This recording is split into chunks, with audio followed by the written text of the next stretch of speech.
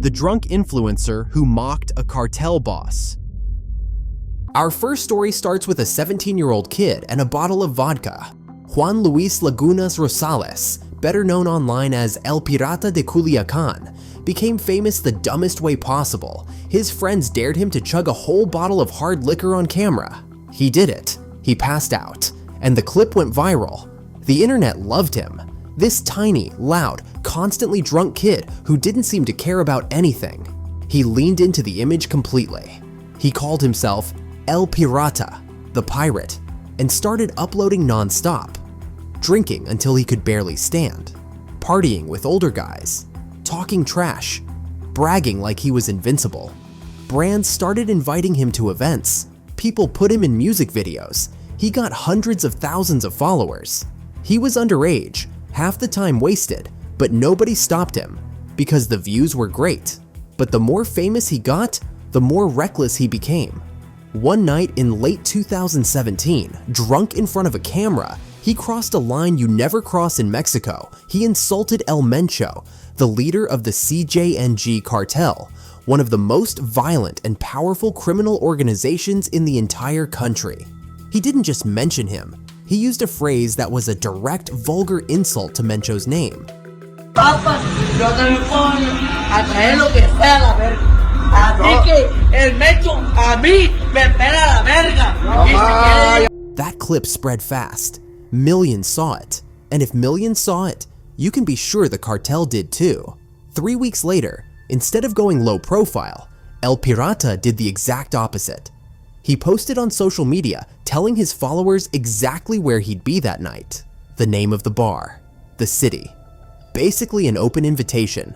Come meet me here. El día de hoy adivinen con quién estoy. Aquí andamos, aquí a la orden, mejor. Saludos, saludos para todos. At around 11 p.m., El Pirata walked into the bar with friends, probably thinking it was just another night of selfies and shots. Moments later, 4 men walked in after him. They didn't argue. They didn't talk. They opened fire. El Pirata was hit multiple times and died there in the bar. He was 17. No one has ever been officially convicted for the hit, but police publicly said they were investigating possible cartel connections.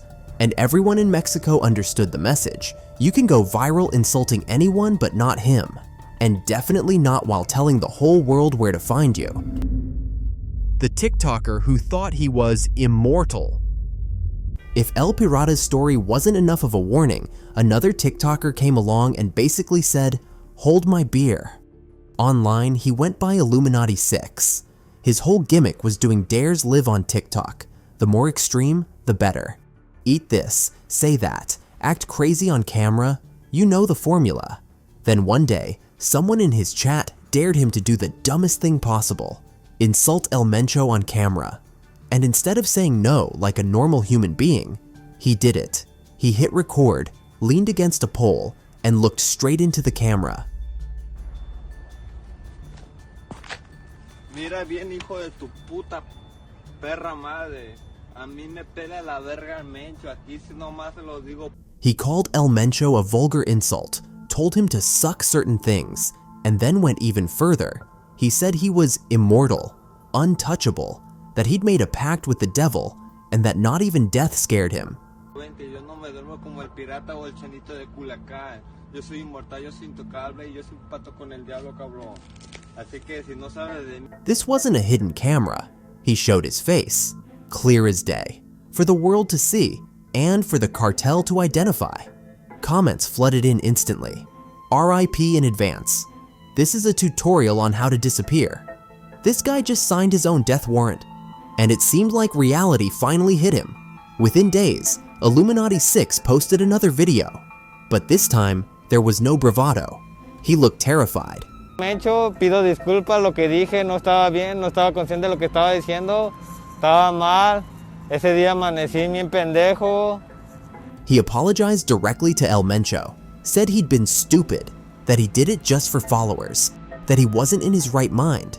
He begged for forgiveness. He said he had a family and asked not to be killed. No me mates, cabrón, yo tengo familia así como usted y pido mis disculpas. Aquí todos cometemos errores. Y pues Dios está viendo todo eso, así que pido disculpas porque la verdad no sé lo que estaba haciendo. And then he vanished. His account went private. Then it disappeared. No more posts, no more streams. To this day, no one knows for sure what happened to him. Some people claim he's alive and just hiding, others believe the cartel handled it quietly. But whether he survived or not, the lesson is the same. For the algorithm, it was just content. For the cartel, it was disrespect. And those are not the same game. The hit song that turned into a death threat. Not every story in this video is about drunk teenagers and TikTok clout. Sometimes it's about the music industry accidentally stepping into cartel warfare. Enter Fuerza Regida, a Mexican-American band known for songs that glorify cartel life, the genre called narco corridos. In May 2023, they released a song titled TQM. The rollout was genius from a marketing point of view. They teased a snippet on TikTok.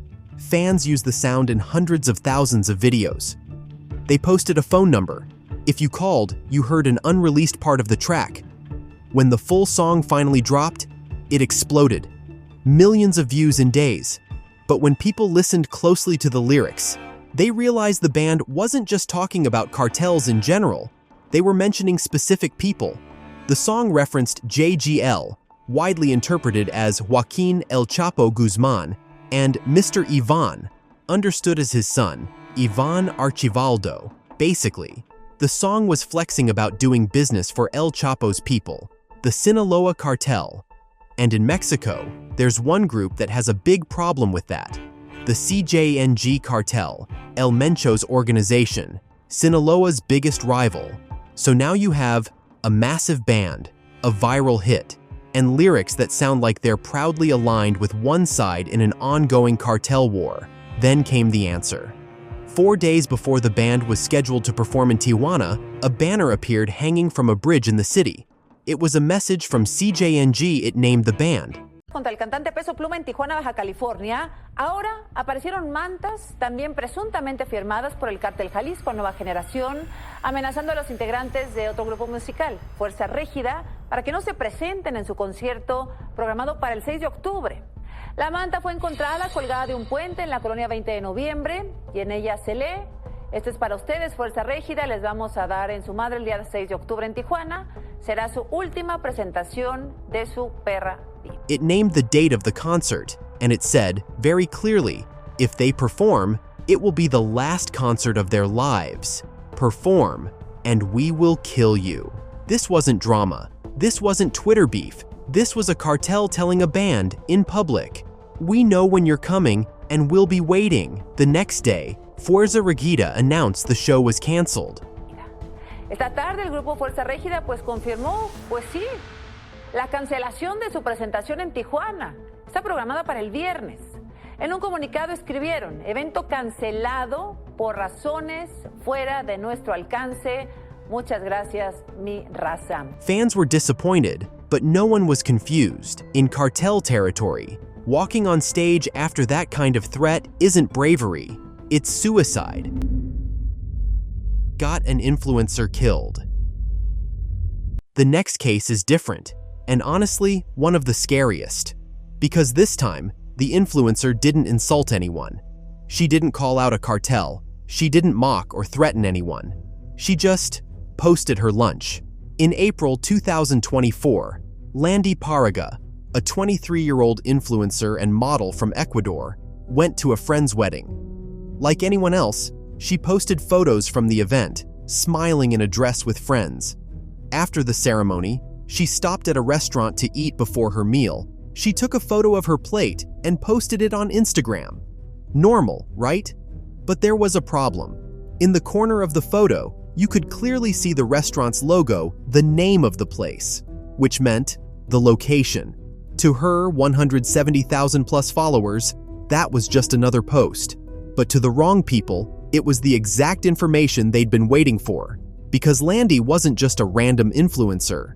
She'd been romantically linked to a major Ecuadorian drug lord, a man known as El Patron, who had been arrested and later killed in a prison riot. After his death, reports came out about their affair. Her name was in the news, tied to a cartel figure.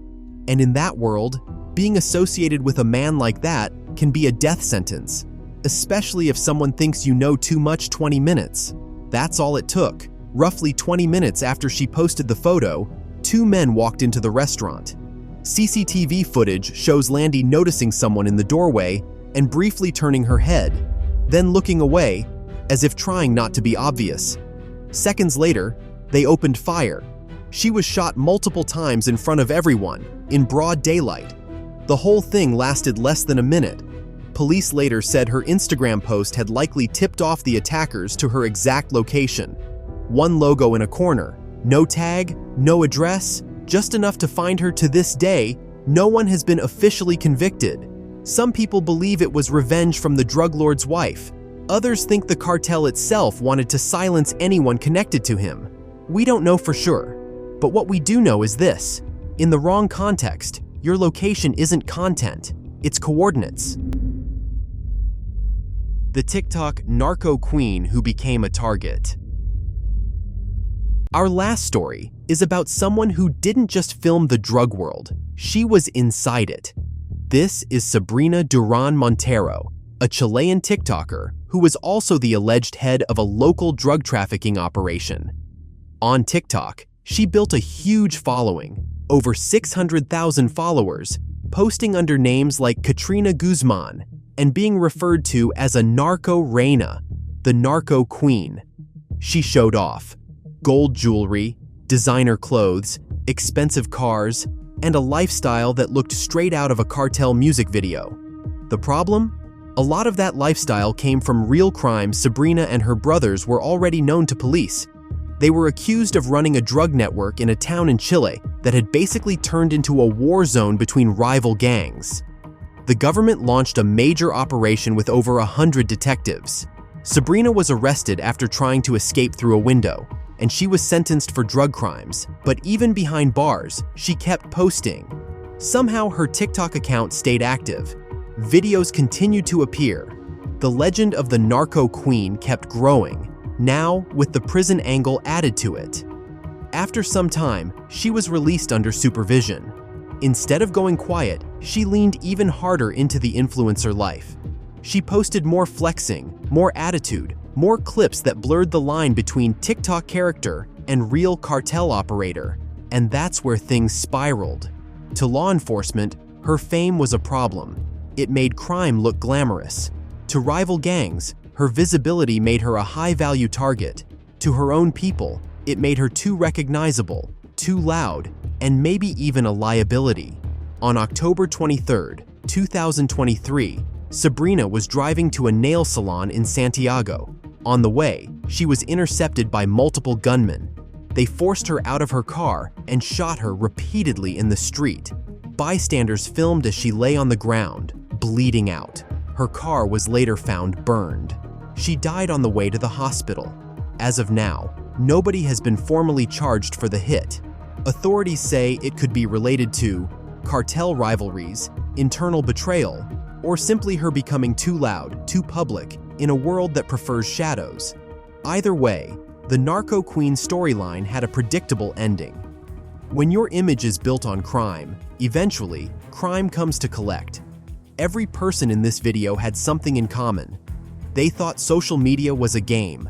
Insulting one of the most dangerous cartel bosses on earth?